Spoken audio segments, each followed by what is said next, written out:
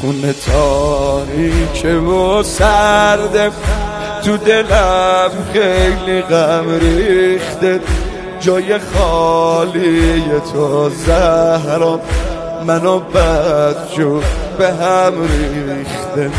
بعد تو خیلی تنهام و تنها شورم فقط صبر تو که نیستی دیگه خونه برای من مثل قبرت. بگو با این همه درد و بلا چی کار کنم، بگو با گریه های مجتبی چی کار کنم، بگو با خنده های دشمنان چی کار کنم. اللهم لعن اول ظالمین ظلم حق محمد ظلم حق علی ظلم حق فاطمه.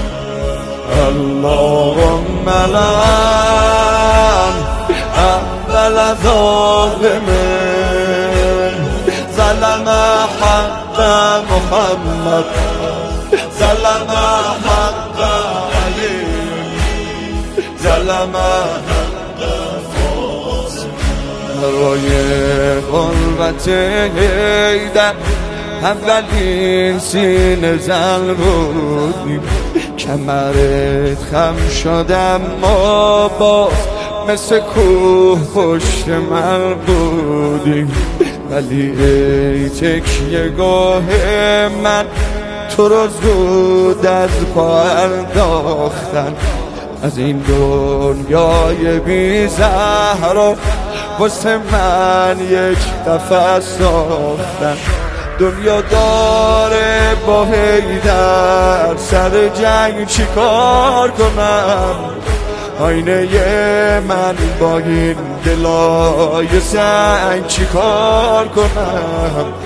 برام مونده فقط یک دل تنگ چی کار کنم، بگو با این همه درد و بلا چی کار کنم، بگو با گریه های مجتبی بگو با خنده های دشمنان.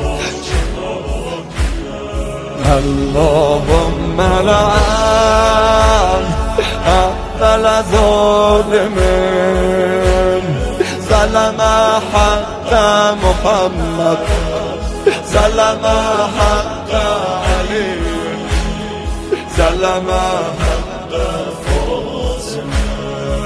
اللهم لعن اول ظالمین ظلم حق محمد ظلم حق علی ظلم